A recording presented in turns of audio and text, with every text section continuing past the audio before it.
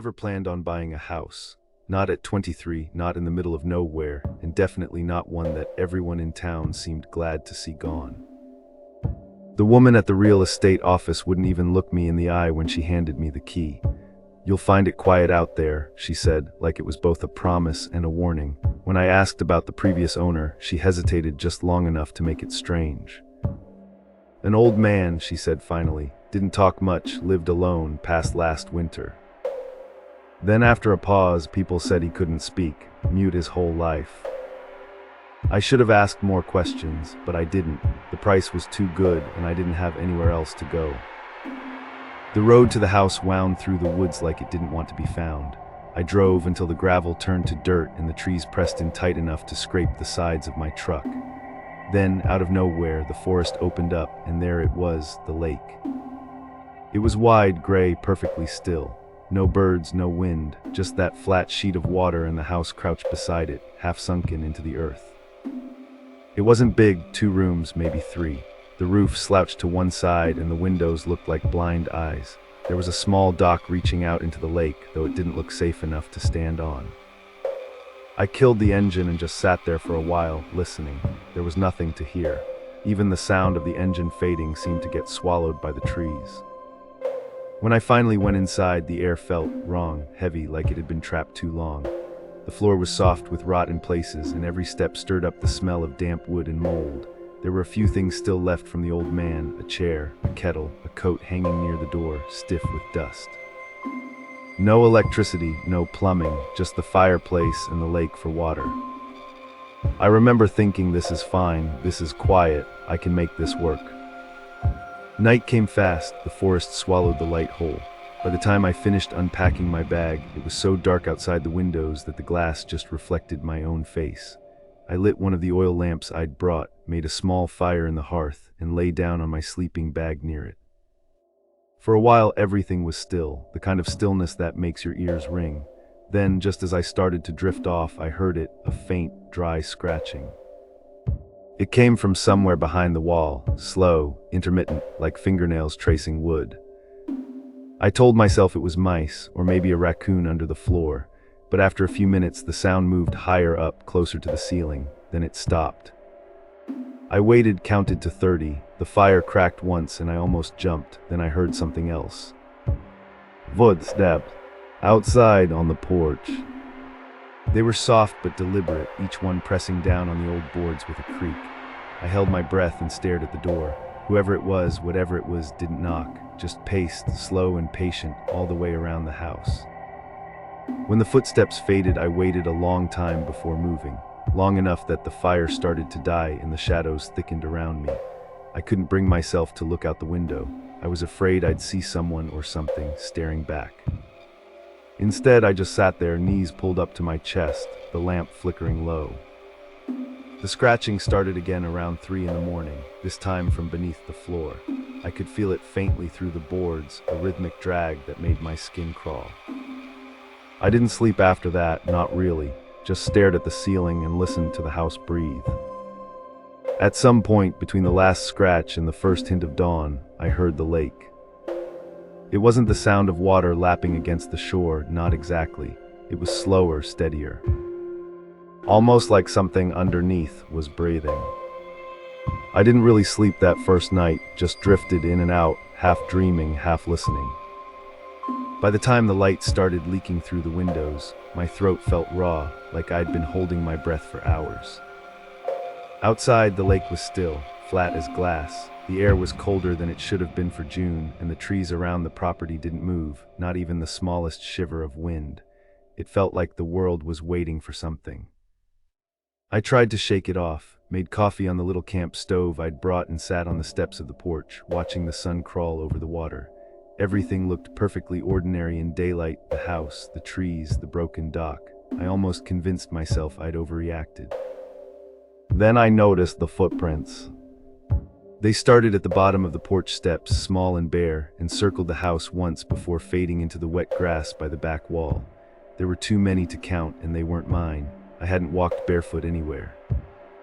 The weirdest part was how shallow they were, not like real weight had pressed them, more like someone had just dragged their feet through the dew to leave the shape. I told myself it could have been kids from the village, maybe someone playing a joke, but the nearest house was 2 miles away. By noon, I decided I'd had enough. I packed a few things, locked up, and started walking the path back toward town. The road was clear, I'd driven it just the day before. But after maybe 20 minutes, I came to a fork that I didn't remember. Both paths looked the same, dirt, leaves, no tire marks. I picked the one that seemed more worn and kept going. An hour later, I was standing in front of the house again. At first I thought I'd made a full circle, but when I checked my phone, the map wouldn't load. Just a blank screen with a blue dot frozen in place. I tried again, nothing. I must have walked in circles, I told myself, got turned around, it happens. So I tried again, this time following the lake instead of the road, keeping the water on my right. The ground was soft and uneven, but I could see the tree line thinning ahead. That meant I was close to the main road, I figured. Except when I stepped out of the trees, I was back at the dock. Same warped planks, same broken lantern hanging from the post. The sun was already dipping by then, and my chest had started to ache from breathing too hard. I could feel a wheeze deep in my lungs, faint but new. The air near the lake felt thick, like it wanted to crawl inside me. I went back to the house because I didn't know what else to do. That night I didn't bother pretending I wasn't scared. I lit every lamp I had, built a fire, and sat up in the chair by the door. The house creaked like it was settling, but each sound made me jump. The scratching came again, closer this time, not inside the walls, but under the floorboards near my feet. It stopped whenever I moved, started again when I sat still. Around midnight, something brushed against the outside wall with a heavy, wet sound, like a hand dragging down the boards. Then footsteps, circling again, slower, heavier. I wanted to look, but the thought of seeing something out there, a face pressed to the window, maybe, froze me in place. I just sat there, staring at the door, holding my breath. The footsteps stopped right outside. For a full minute, nothing moved. Then, very faintly from the lake, I heard a sound like someone coughing underwater. A single wet exhale. And the echo of it, or maybe the answer, came from inside the house. I didn't mean to fall asleep. But sometime after dawn, still sitting in that chair, my body gave out. I only realized I dozed off when I woke up to the sound of dripping. The fire was out, the lamps were dead. And water was dripping from the ceiling, slow, steady drops, pattering onto the floor in front of me. When I looked up, the wood above my head was dark with moisture, swollen and soft. The smell hit me before I stood, the damp, cold stink of the lake. It wasn't rain, I could see the light outside through the window, clear skies. I remember whispering, "No, no, no." My voice cracked halfway through. My throat burned, raw from the wheeze that had started the day before. I cleaned up the water, but it didn't stop seeping through. It kept dripping until midday, then suddenly just stopped. The ceiling dried like nothing had happened. By evening, I'd made up my mind to try the road again at dawn. I couldn't stay here another night. The place felt wrong now, the air thick and metallic, like breathing through a damp rag. But when darkness came, I didn't even make it to the chair. I lay on the floor by the hearth, staring at the ceiling, waiting for the scratching to start. Well, it didn't. Instead, the house began to breathe. The walls expanded with a soft creak, then settled back with a sigh. Every board seemed to shift in rhythm, slow and deliberate, inhale, exhale. It wasn't the wind, there wasn't any.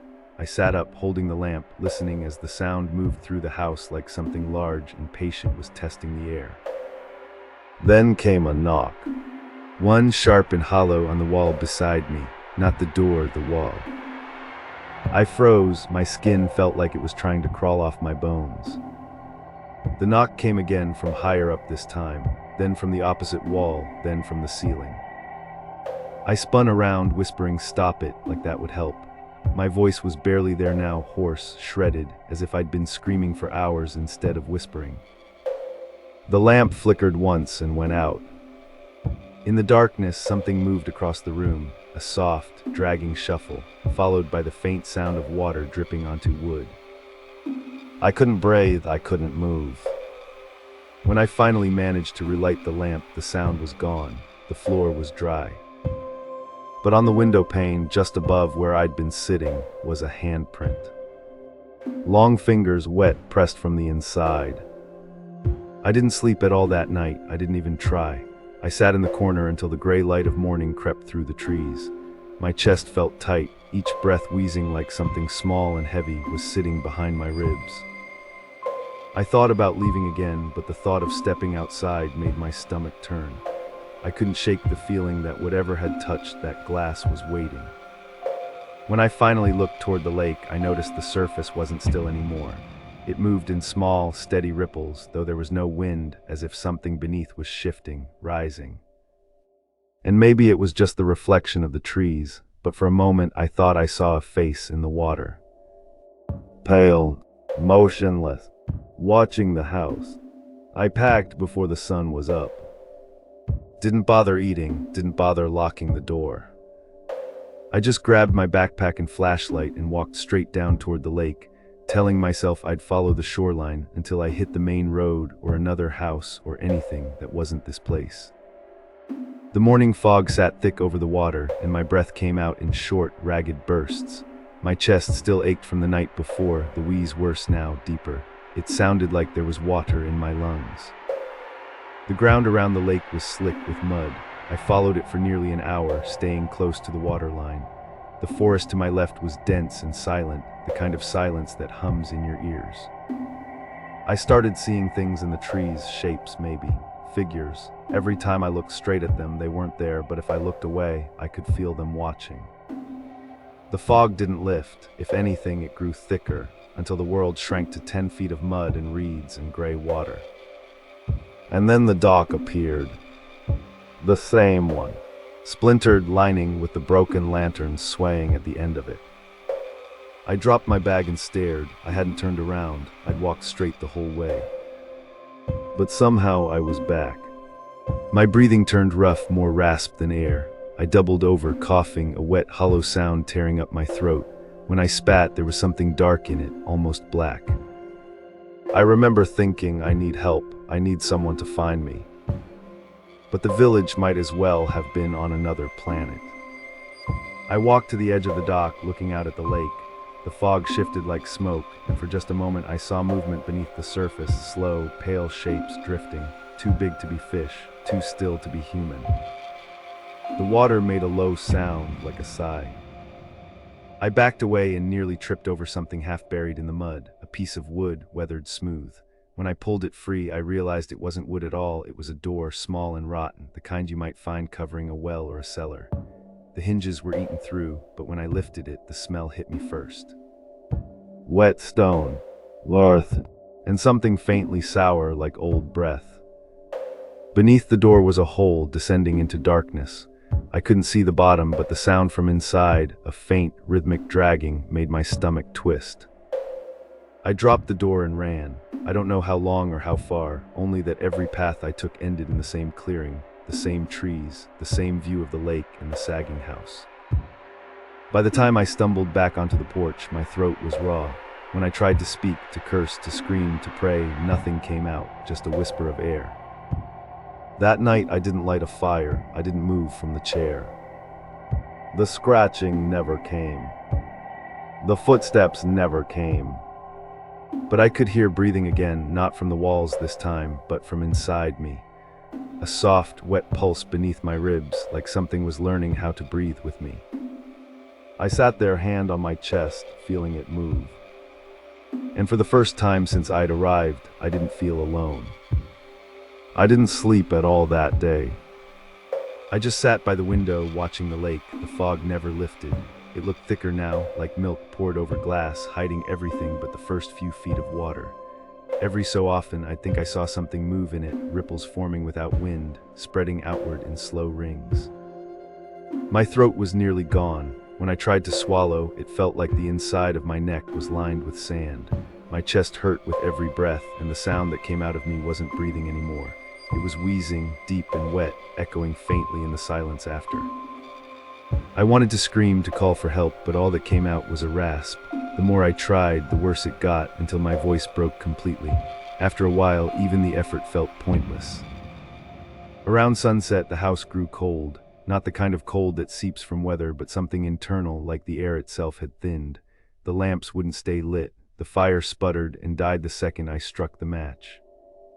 And that's when I realized it was quiet. No scratching, no footsteps, no breathing from the walls.